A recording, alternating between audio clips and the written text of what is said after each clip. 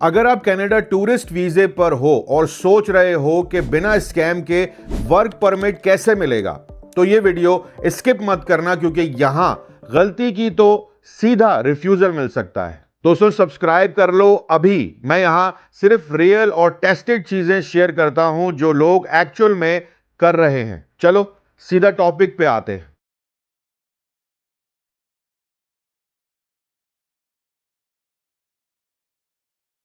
सबसे पहले एक बात क्लियर कर देता हूं, टूरिस्ट वीजे को वर्क परमिट में कन्वर्ट करना पॉसिबल है, लेकिन यह कोई शॉर्टकट नहीं है। यह प्रोसेस समझना पड़ता है, सही स्टेप लेने पड़ते हैं और सबसे इंपॉर्टेंट, गलती नहीं करनी पड़ती। ज्यादातर लोग यहां फेल होते हैं क्योंकि वो या तो जल्दी में डिसीजन ले लेते हैं या किसी गलत बंदे पर ट्रस्ट कर लेते हैं। और मैं आपको क्लियर बात बताऊंगा, कनाडा में आने के बाद सबसे ज्यादा लोग इसी स्टेज पर फंस जाते हैं। सबसे पहले बेसिक को समझ लो। LMIA का मतलब है labour market impact assessment. I know everybody knows about it. Simple language में एम्प्लॉयर गवर्नमेंट को बोलता है कि मुझे कनाडा में बंदा नहीं मिल रहा काम के लिए, मुझे बाहर से बंदा हायर करना है। गवर्नमेंट चेक करती है, अगर सच में बंदा नहीं मिल रहा तो वो अलाउ कर देती है कि फॉरेन वर्कर हायर कर लो। यही तुम्हारा एंट्री पॉइंट है। लेकिन एक रियलिटी चेक है, वो भी सुन लो। कनाडा एक परफेक्ट कंट्री लगती है सोशल मीडिया पे, लेकिन ग्राउंड रियलिटी थोड़ी डिफरेंट है। बड़ी सिटीज जैसे टोरंटो, वैंकूवर, यहां हर बंदा जॉब ढूंढ रहा होता है। कंपटीशन इतना हाई है कि एंट्री लेवल जॉब्स भी इजीली नहीं मिलती। लेकिन कनाडा का एक और साइड भी है, रिमोट एरियाज, छोटे शहर, टाउन्स, जहां लोग जाना पसंद नहीं करते। वेदर टफ होता है, फैसिलिटीज कम होती हैं, लेकिन जॉब्स होती हैं और यहां एम्प्लॉयर्स लिटरली वेट कर रहे होते हैं आपको हायर करने के लिए। यहां तुम्हारी अपॉर्चुनिटीज ज्यादा हैं। अब आते हैं ऑप्शन पे। Option number 1, consultant. सबसे पहला और सबसे कॉमन रूट। आप किसी कंसल्टेंट के पास जाते हो, वो बोलता है पैसे दो, मैं LMIA अरेंज कर दूंगा, जॉब भी मिल जाएगी टेंशन फ्री। सुनने में कितना अच्छा लगता है यार, लेकिन अंदर की बात बताऊं दोस्तों, इस बात को समझना बहुत जरूरी है। फीस 25,000 से 50,000 या उससे भी ज्यादा, और ये डॉलर्स की बात हो रही है, और गारंटी नहीं देते। सब लोग एक ही बात बोलते हैं कि हो जाएगा। यहाँ पर 3 कॉमन रिस्क होते हैं। Number 1, scam. बंदा पैसे लेकर गायब भी हो सकता है। फेक LMIA जो बाद में रिजेक्ट हो जाता है। तीसरा जो है वो है ओवर प्राइसिंग। सेम काम हाफ प्राइस में भी हो सकता है। भाई टेक्निकली इलीगल नहीं है क्योंकि कोई फिक्स फी नहीं है, लेकिन स्मार्ट बनना आपकी रिस्पॉन्सिबिलिटी है। समझ के काम करना आपकी रिस्पॉन्सिबिलिटी है। अगर आप ये रूट चूज करते हो, कभी भी फुल पेमेंट अपफ्रंट मत दो। रेफरेंसेस लो, गूगल रिव्यूज चेक करो, और सबसे इंपॉर्टेंट बात, प्रेशर में मत आओ। अगर कोई भी बोलता है आज ही डिसीजन लो वरना चांस चला जाएगा, समझ जाओ कि ये रेड फ्लैग है। दूसरा ऑप्शन है दोस्तों, सेल्फ जॉब को सर्च करना, मतलब खुद से ही जॉब को सर्च करना। अब ये वो चीज है जो मैं पर्सनली रेकमेंड करता हूं। बहुत ही सिंपल है, गूगल खोलो, सर्च करो LMIA approved jobs in Canada. Government की वेबसाइट ओपन होगी, वहां पर हजारों जॉब्स लिस्टेड होती हैं, लेकिन यहां पर आपको संभल के खेलना पड़ता है। अगर आप सिर्फ अप्लाई करते रहोगे बिना स्ट्रेटेजी के, कुछ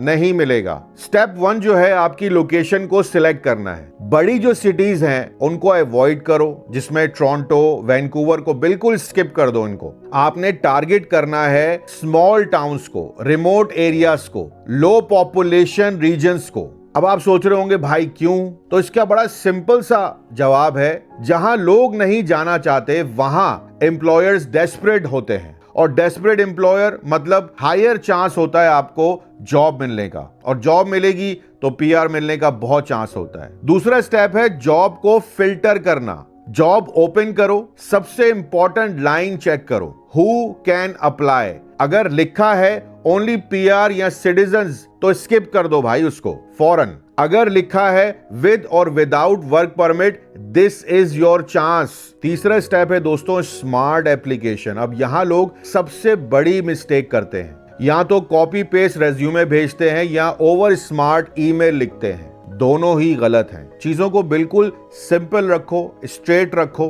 अब मैं आपको इसकी एक एग्जांपल देता हूं। Hi, I am currently in Canada on a visitor visa. I am actively looking for a job and available to start immediately. I am willing to relocate. बस क्लियर हो गया, कोई ड्रामा नहीं था इसमें। चौथा स्टेप कंसिस्टेंसी, जो मेरे चैनल पे आपको दिखेगी। एक दिन अप्लाई करके रिजल्ट एक्सपेक्ट मत करो, आपको रोज अप्लाई करना पड़ेगा। 10-20 एप्लीकेशंस पर डे, ये दोस्तों नंबर्स का गेम है। जितना ज्यादा अप्लाई करोगे उतने चांसेस बढ़ेंगे। अब एक छोटी सी स्टोरी है, उसको समझ लो ताकि आपको पूरी कहानी समझ आ जाए। एक बंदा सेम सिटी में 2 महीने जॉब ढूंढता रहा, कुछ नहीं मिला। फिर उसने रिमोट एरिया टारगेट किया, 1 वीक में कॉल आ गया। इसमें डिफरेंस क्या था? स्ट्रैटेजी। तीसरा ऑप्शन है नेटवर्किंग। ये बहुत ही अंडररेटेड बात है। अगर आपके पास कोई कांटेक्ट है कनाडा में, उसे यूज करो भाई। कोई रिलेटिव है, फ्रेंड है, किसी का दोस्त है, कोई भी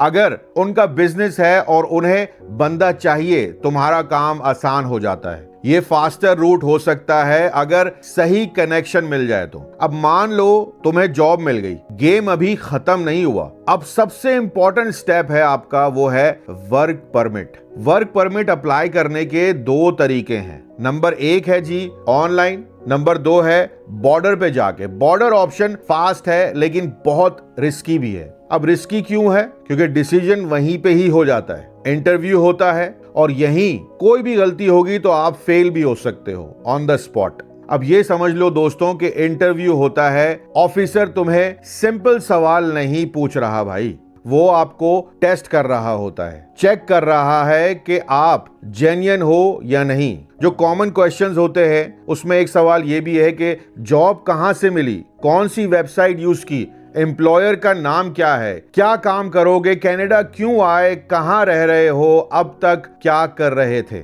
अब यहां एक खतरनाक चीज है, अगर आपको अपनी ही जॉब का डिटेल नहीं पता तो रिजेक्शन। अगर तुम वेबसाइट का नाम नहीं बता पाओ, रिजेक्शन। अगर तुम कंफ्यूज हो जाओ, डाउट क्रिएट हो जाता है। आपको एक रियल एग्जांपल देता हूं दोस्त। एक बंदे ने बोला कि मैंने ऑनलाइन अप्लाई किया, ऑफिसर ने पूछा कौन सी वेबसाइट थी, अब वो चुप हो गया, केस खत्म। इसलिए प्रिपरेशन जो है ना वो आपकी मस्ट है। आपको अपनी फाइल का हर डिटेल पता होना चाहिए। अब एक और इंपॉर्टेंट टॉपिक, इलीगल वर्क। अगर आप टूरिस्ट वीजे पर हो और आपको कैश जॉब मिलती है, इंटरव्यू में मत बोलना भाई, ये डायरेक्ट रिफ्यूजल का रीजन है। ऑफिसर स्पेसिफिकली ये चेक करता है कि तुम रूल्स फॉलो कर रहे हो या नहीं। कनाडा कोई बहुत आसान सी कंट्री नहीं है, हलवा नहीं है यहाँ पर सब कुछ। यहाँ स्ट्रगल है। रिमोट एरिया में जॉब मिलेगी, वेदर टफ होगा, लोनलीनेस ज्यादा होगी क्योंकि क्राउड कम है ना वहां पर। लेकिन ये टेम्परेरी है दोस्तों। वहां पर अगर आपने सेटिंग बना ली तो फिर आप अच्छी किसी प्रॉपर सिटी में आके सेटल हो सकते हैं। अगर आप 1-2 साल निकाल लेते हो, आपकी लाइफ कंप्लीटली चेंज हो सकती है, ये मैं आपको गारंटी दे सकता हूं। मैं आपको एक स्ट्रेट बात बताता हूं दोस्तों, अगर आप सिर्फ इजी लाइफ के लिए आ रहे हो तो मत आना। अगर आप काम करने के लिए रेडी हो तो वेलकम। किसी भी कंसल्टेंट पे ब्लाइंडली ट्रस्ट मत करो, खुद जॉब सर्च करो, रिमोट एरियाज को टारगेट करो, डेली अप्लाई करो, इंटरव्यू के लिए प्रिपेयर करो अपने आप को, प्रैक्टिस करो। यूट्यूब पे बहुत कुछ मिलेगा आपको।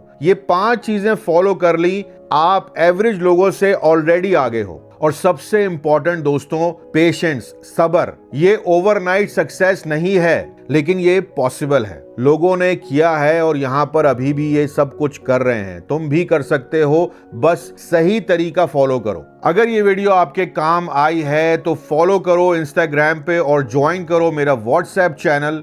शॉर्ट डिस्क्रिप्शंस के लिए, क्विक डिस्क्रिप्शंस के लिए मैं वहां डेली रियल अपडेट्स, जॉब्स और गाइडेंस शेयर करता हूं जो YouTube पे मैं रोजाना नहीं डाल सकता। हर चीज का लिंक जो है आपको डिस्क्रिप्शन में मिल जाएगा, आप चेक कर सकते हैं। चैनल को सब्सक्राइब करना मत भूलना। अपना बहुत ख्याल रखें। Take care. अल्लाह हाफिज।